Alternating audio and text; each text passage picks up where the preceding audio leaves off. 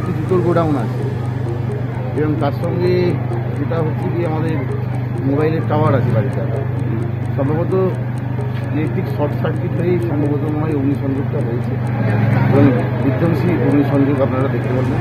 Fire brigade, থানা, বিদ্যুৎ supply দপ্তর সকলেই এখানে উপস্থিত হয়েছে এবং সমস্ত মানুষ এবং যুদ্ধকালীন তৎপরতা।